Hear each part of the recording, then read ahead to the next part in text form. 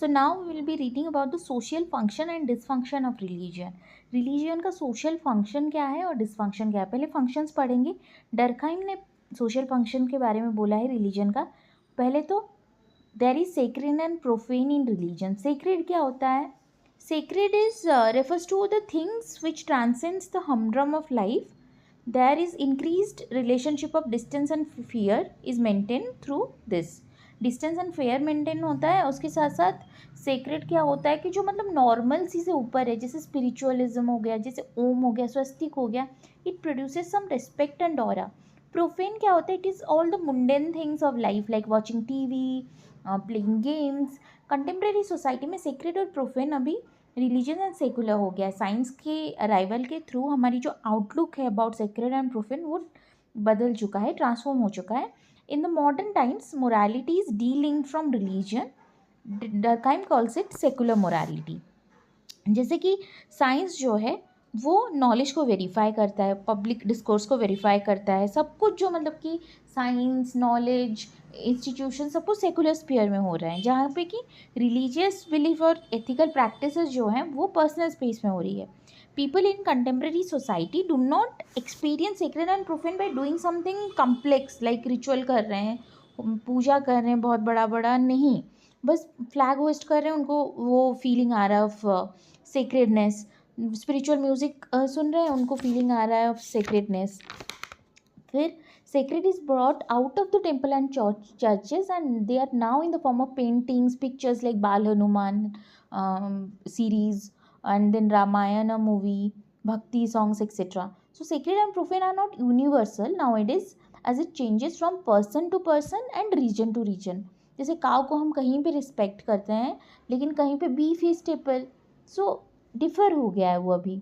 This helps in learning about the rules of a society and the values it propagate. फिर second चीज़ डरकाइम क्या बताते हैं? Social solidarity. Religion के through क्या होता है कि एक सोशल सॉलिडारिटी मिलती है. कैसे? कैसे कि हम शेयर्ड रिचुअल और बिलीफ होती है, जो लोग उसमें पार्टिसिपेट करते. रथ यात्रा वो अभी वेस्टर्न कंट्रीज़ में भी सेलिब्रेट हो रहा है. Holi is being celebrated by all. Similarly religion is a symbol of society.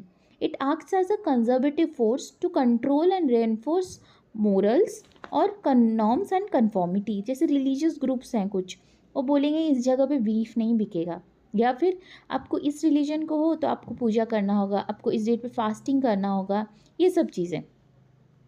जैसे कुछ रिलीजियस ग्रुप्स डिसअप्रूव करते हैं अबॉर्शन एंड डिवोर्स. फिर हम देखते हैं कि रिलीजन मीनिंग और पर्पस देता है. कुछ क्वेश्चन है, कुछ एग्जेंशियल क्वेश्चंस को आंसर भी करता है कि soul never dies, one should believe in karma, do his actions. तो मतलब कि ये क्या करते हैं कि हमारे एक्शंस को भी स्ट्रीमलाइन करते हैं ये रिलीजन. फिर हम क्या देखते हैं? हाँ, एक्शंस को भी हमारे स्ट्रीमलाइन किया जाता है थ्रू द रिलीजन. सो फिर हम देखते हैं कि इसके मतलब ड्रॉबैक्स क्या है, जो डरखाइम बताते हैं उसके ड्रॉबैक्स क्या है. डरखाइम जो बोलते हैं कि हम लोग मतलब कि सेक्रेड और प्रोफेन के बारे में, तो डरखाइम ने तो बस एक छोटे ग्रुप ऑफ अबॉर्जिन्स जो ऑस्ट्रेलिया के ट्राइबल्स हैं उनको बस पढ़ के ये उन्होंने बता दिया था. फिर उनको क्रिटिसाइज़ इसलिए भी किया जाता है क्योंकि वो बस मतलब कि एंथ्रोपोलॉजिकल और थियोलॉजिकल व्यू से ओवर्सली उनको क्रिटिसाइज़ करते हैं. फिर दूसरा चीज़ क्या होता है, वो एक रेस्ट्रिक्टेड डेटा पे पूरा मतलब कि जनरलाइज कर रहे हैं पूरी चीज़ों को. फिर ये वो जो एक सोशल सॉलिडारिटी की बात की है वो बस ट्रेडिशनल सोसाइटी में है. हर जगह आजकल कोई मिलके पूजा नहीं कर रहे हैं, सब अपने पर्सनल स्पेस में कर रहे हैं. तो वो ट्रेडिशनल सोसाइटी और मॉडर्न सोसाइटी को सेम समझ रहे हैं. दूसरा चीज़ क्या है कि उनको सपोर्ट भी कुछ लोग करते हैं, जैसे कि उनको मेरिडिथ जो है वो बताते हैं कि रिलीजन टेंशन को भी रिलीफ करता है, इकोनॉमिक डिप्रिवेशन से हमें बचाता है. रिलीजन मतलब कि अभी भी रिलीजन वैलिड है, जैसे चार धाम यात्रा फॉर हिंदूज़, हज फॉर मुस्लिम, सोशल सॉलिडारिटी हो रहा है वहाँ पे. फिर हम कहाँ पे आते हैं? मालिनोव्स्की के बातों पे आते हैं कि मालिनोव्स्की क्या बताते हैं. मालिनोव्स्की भी बताते हैं कि रिलीजन एक टूल है सोशल सॉलिडारिटी का. रिलीजन हमें हेल्प करता है to cope stress and change, जैसे कि marriage, death and puberty, funeral ceremony.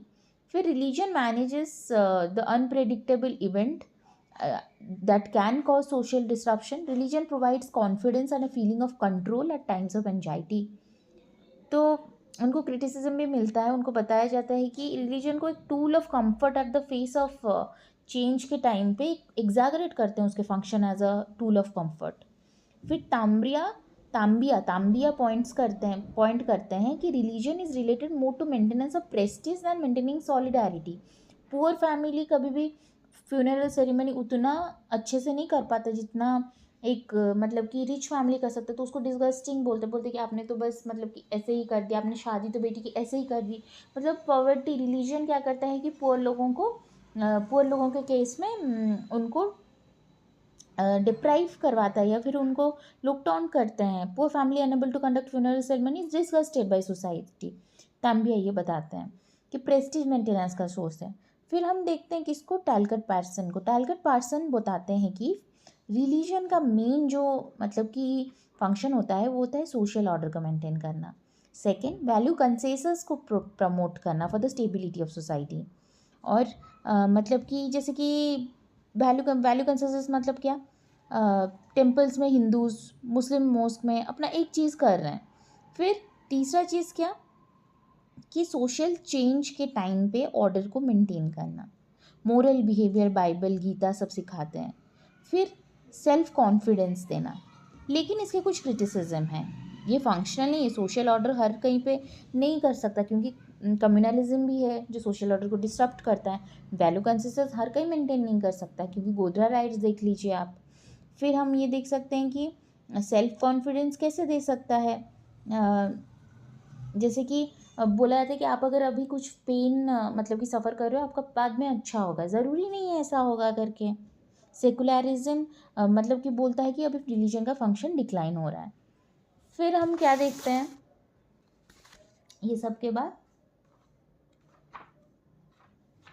फिर हम देखते हैं ओटो मैडुरो क्या बताते हैं. उससे पहले वेबर क्या बताते हैं. वेबर बताते हैं कि रिलीजन बहुत इंपॉर्टेंट है. उन्होंने spirit of capitalism and Protestant ethics दिया था जिसमें उन्होंने ये बताया था कि प्रोटेस्टेंट्स एथिक्स जो है, जो मतलब आप हार्ड वर्क करो, आप डेडिकेटेड रहो, आप मनी को इन्वेस्ट करो, तो वो सब चीज़ उनके रिलीजन्स कैल्विनिज्म में आ रहा, कैल्विनिज्म से आ रहा था. तो Calvinism help Protestant ethics spread and propagate, जो कि दूसरे रिलीजन के कारण नहीं होते. जैसे इंडिया में वो चीज़ नहीं हुआ, चाइना में नहीं हुआ कन्फ्यूशियस के कारण. तो ये बात बताते हैं. फिर और ये भी बात बताते हैं कि रिलीजन एक कंजर्वेटिव फोर्स नहीं है, वो सोशल मूवमेंट्स को भी इंस्पायर करता है जैसे प्रोटेस्टेंटिज्म. फिर वो ये बात भी बताते हैं कि रिलीजन मतलब कि इकोनॉमिक फैक्टर्स से शेप नहीं होता. रिलीजन इकोनॉमिक फैक्टर्स को शेप करता है. जैसे कैपिटलिज्म को कैपिटलिज्म को कैल्विनिज्म ने सपोर्ट किया. फिर लेकिन उनको कुछ लोग भी ट्रोल करते हैं, मतलब क्रिटिसाइज़ करते हैं. जैसे कि बताया जाता है कि वेबर मिस्टेकन किए थे कि कैल्विनिस्ट के belief was grid and pursuit of money. और फिर बोला जाता था कि कैल्विनिज्म के ओरिजिन के बारे में भी वो गलत थे. जैसे कि कैपिटलिज्म उन कंट्रीज़ में भी हुआ जहाँ कैल्विनिज्म था ही नहीं, जैसे स्कॉटलैंड और इंग्लैंड. फिर वो ये बताए भी कि वो एक साइड ऑफ कॉइन को देख रहे हैं, वो कैपिटलिज्म के मतलब कि क्रिटिसिज्म को नहीं देख रहे हैं, उसके डिसएडवांटेजेस को नहीं देख रहे हैं. और वो ये भी नहीं बता पाए कि पहले कैल्विनिज्म आया कि पहले कैपिटलिज्म आया. फिर हम क्या देखते हैं, फिर हमारे ओटो मैडुरो आते हैं. तो ओटो मैडुरो क्या बताते हैं. ओटो मैडुरो बताते हैं कि religion has relative autonomy from economic system. Religion is a guiding force for working class and oppressed. Religion is not always a conservative force, it can be revolutionary. Religion might actually be the only institution through which people can bring radical change. Radical change religion ला सकता है. Religion एक conservative force नहीं, revolutionary force भी हो सकता है. Religion has relative autonomy from economic system. Angels क्या बताते हैं. Angels बताते हैं कि डुअल कैरेक्टर ऑफ रिलीजन को देखो, मतलब ये स्टेटस को चैलेंज भी कर सकता है रिलीजन. और रिलीजन जैसे कास्ट सिस्टम को चैलेंज किया. और फिर इंडियन नेशनल मूवमेंट आए, उन्होंने कास्ट सिस्टम, आइडोल्ट्री, ये सब चीज़ों को चैलेंज किया. सोशो रिलीजियस मूवमेंट्स जो हुए हैं. फिर ग्रामसी क्या बताते हैं? ग्रामसी बताते हैं कि रिलीजन जो है वो बुर्गोइज हेजमनी को लेके आया। वो मतलब अगर बुर्गोइज हेजमनी को रिलीजन लाया तो काउंटर हेजमनी भी ला सकता है, जैसे Martin Luther King in US civil rights movement, Mahatma Gandhi in Indian national movement, ये सब। जैसे ब्राह्मो समाज आया, उसने एडॉल्टरी को हटाया, जिसने जो प्रिस्ट क्लास की सुप्रीमेसी को हटाया, एग्जैक्टली उसी तरह। फिर हम देखते हैं कि डिसफंक्शन के बारे में देखेंगे। तो डिसफंक्शन क्या क्या है? डिसफंक्शन में पहले मार्क्स की बात हम देखेंगे। मार्क्स बताते हैं कि religion is the opium of society which dilutes the urge to change, which illudes the working class, and religion is a form that eases pain produced from capitalism oppression as it promises an afterlife, and एक meaning देता है, मतलब कि आपके दर्द को, कि आप अगर अभी परेशान हो आपको आफ्टर लाइफ में अच्छा मिलेगा, या फिर अपने पहले लाइफ कुछ बुरा किया इसलिए आप अभी परेशान हो रहे हो। Form of mystification and distortion of relationship between human and inanimate object, एक डिस्टर्शन ऑफ रिलेशनशिप होता है, एक डिसफंक्शनैलिटी आ जाता है कि ह्यूमन और मतलब कि इनएनिमेट ऑब्जेक्ट्स में। फिर क्लास कॉन्फ्लिक्ट नहीं होता है बहुत टाइम तक, अगर रिलीजन, क्योंकि क्लास कॉन्फ्लिक्ट को दबा के रखता है लोगों को इल्यूड करके। फिर एलियनेशन से रिलीजन बचाता है। फिर हम देखते हैं कि रिलीजन एक सोशल कंट्रोल करता है, कि रूलिंग क्लास कंट्रोल करता है, कि मतलब आइडियाज़ वैसे स्प्रेड करता है जैसे चर्च कंट्रोल कर रहा था, एग्जैक्टली उसी तरह फॉल्स कॉन्शसनेस को स्प्रेड कराता है। लेकिन उसको क्रिटिसिज्म कुछ लोगों ने बोला कि मार्क्स ने तो बहुत एग्जैगरेट कर दिया इस चीज़ को। रिलीजन हर वक्त मतलब कि रिलीजन कम्युनिज्म के साथ नहीं ख़त्म हो सकता। यूएसएसआर में मतलब कि communism in USSR under communism in 1917 religious worships is discouraged and places of worship were band. लेकिन कम्युनिज्म तो ख़त्म नहीं हुआ है, कि रिलीजन भी ख़त्म नहीं हुआ। Religion is preached by everyone and nearly universal. लेकिन कुछ लोग मार्क्स के साथ भी रहते हैं, जैसे कुछ स्टीव ब्रूस बताते हैं कि कैसे पॉलिटिकल पार्टीज रिलीजियस ग्रुप्स को यूज़ करते हैं। जैसे अभी इंडिया में देखा जाए तो रिलीजन हिंदुइज्म को यूज़ कर रहे हैं as a propaganda for mainstream politics. फिर हम देखते हैं इंडियन कास्ट सिस्टम जो है वो एक रिलीजन का ही फॉर्म है। फिर हम देखते हैं टेररिस्ट ग्रुप्स भी रिलीजन से ही हो रहे हैं, एनोमिक ग्रुप्स। तो ये सब कुछ डिसफंक्शंस आ रहे हैं। फिर हम आते हैं फेमिनिस्ट व्यू। फेमिनिस्ट व्यू में पहले हम लिबरल फेमिनिस्ट को देखेंगे, जैसे जैन होम्स बताते हैं कि वुमेन का एक्सप्लॉयटेशन जो होता है इन कंटेम्प्रेरी रिलीजन, मतलब वुमेन उनके पास रोल तो है, मतलब एक रोल प्ले करना है उनको रिलीजन में, लेकिन वो सबॉर्डिनेट होता है हर वक्त टू मेन। जैसे कि हिंदुइज्म में वुमेन फास्ट करते हैं, लेकिन जो करता होता है वो एक मतलब पूजा में जो मेन अथॉरिटी जो होते हैं वो एक मेल होता है।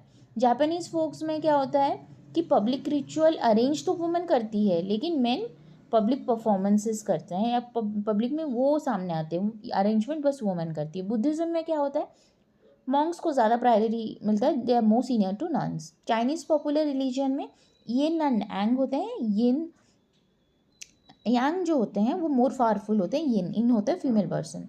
इस्लाम में क्या होता है कि women are not allowed to enter mosque. Hinduism में क्या होता है, सती प्रथा था। सिखिज्म में क्या था कि बहुत कम वुमेन को पोजीशन मिला है इन रिलीजन। सबरीमाला टेम्पल में वुमेन को अलाउड नहीं है। तो हम देख सकते हैं कि रिलीजन इज मोर पेट्रियार्कल। फिर हम देखते हैं क्या लीला बदवी को देखते हैं, जो बताते हैं कि इस्लामिक मतलब कि ये लोग ये बताते हैं कि देखिए ज़रूरी नहीं हर वक्त ऐसा हो, इस्लामिक वुमेन को ही देख लीजिए, they keep their family name been after marriage. Alexandra Wright बताते हैं कि जिनवाम को कि ये तो गलत बात है, क्योंकि कुछ क्रिश्चियन रिलीजन कभी भी ऑप्रेसिव नहीं रहा वुमेन को। कंवरजीत कौर बताती हैं, कंवरजीत कौर सिंह, वो बताती है कि सिख गुरु जो हैं उन्होंने उनका ये जैसे नानक हुए कुछ हो, वो वुमेन के कंडीशन को भी बढ़ाना चाहते थे, ऊपर उठाना चाहते थे। रीता ग्रॉस बताती हैं कि पोस्ट पेट्रियार्कल बुद्धिज़्म अभी वेस्टर्न नेशन में डेवलप हो रहा है। तो ये पता चलता है कि दो all world religion are inherently patriarchal, secularization of religion and modernization is making them more accommodating. फिर हम देखते हैं कि feminist radical perspective of on religion. तो मतलब कि बताया जाता है कि प्रोडक्ट ऑफ पेट्रियार्की और प्रोडक्ट ऑफ कैपिटलिज्म है हमारा रिलीजन। कैरन आर्मस्ट्रांग क्या बताती हैं, ये बताती हैं कि वुमेन को मार्जिनलाइज्ड किया जाता है थ्रू रिलीजन एंड उनको लिमिटेड गेन्स मिलती है फ्रॉम रिलीजन, जैसे कि मेल प्रोफेट्स होते हैं मोनोथेइस्टिक रिलीजन में, या फिर मतलब कि जीसस हो गए, मोहम्मद हो गए, प्रोफेट हो गए, तो मतलब कि मेल होते हैं जुदाइज़म, इस्लाम, क्रिश्चियनिटी सब में। साइमन डी बिवोर वो बताती हैं अपनी किताब सेकंड सेक्स में कि रिलीजन एक टूल ऑफ ऑपरेशन है टूवर्ड्स वुमेन, जैसे कि रिलीजन एक इंस्ट्रूमेंट ऑफ कंट्रोल भी है on women. Sati, window remarriage नहीं हो सकती, बुरखा, ये सब। वो ये भी बताती है religion code support for dominance, कि who is a good women, who should respect husband, who should keep fast. Story of Eve and Adam में ईव को ही दोषी ठहराया जाता है। Eve is put in bad light and as a role model for outcome of lack of self control. फिर हम देखते हैं कि इस्लाम, जुदाइज़म, क्रिश्चियनिटी में मतलब कि मेन सबसे हेड होते हैं। हिंदुइज्म में भी the male gods are more powerful than female gods. Women are filled with false belief that they are compensated for their suffering on earth by rewards in heaven. तो इसलिए वो बताती हैं कि complete abolition of religion he patriarchy को ख़त्म कर सकता है, कि नया रिलीजन बनना चाहिए, नया लैंग्वेज होना चाहिए। मैरी डेली क्या बताती है? मैरी डेली बताती है सेक्स रोल सेग्रीगेशन के बारे में, जहाँ पे वुमेन और मेन को डिफरेंट रोल्स मतलब कि दिया जाता है। वुमेन्स आर मोर मतलब उनको नर्चर करना है, मेन को मोर स्ट्रॉन्ग बनना है। सेक्स और सोशलाइजेशन और पेट्रियार्कल रिलीजियस आइडियोलॉजी ये मेजर रोल प्ले करते हैं जो मेन को बेनिफिट करते हैं। जैसे वन सेक्स सिंबलिज्म, गॉड को फादर या मैन हर वक्त बताया जाता है। वो ये भी स्ट्रेस करती है कि जो मेल गॉड्स मतलब पूरा रिलीजन का लैंग्वेज को हमें चेंज करना होगा, न्यू फेमिनिस्ट स्पिरिचुअलिटी को लाना होगा। उससे ही क्या हो पाएगा कि हमारे ये जो रिलीजन में वुमेन का जो कंडीशन है वो ऊपर उठ पाएगा। कैरोल पी क्रिस्ट अपने किताब रीबर्थ ऑफ द गॉडेस में बताती हैं कि थियोलॉजी को थियो को थिया से रिप्लेस कीजिए। She was also critical of Enlightenment thought and rejects patriarchal form of religion. फिर हम देखते हैं किनको ये रेडिकल फेमिनिस्ट हो गए।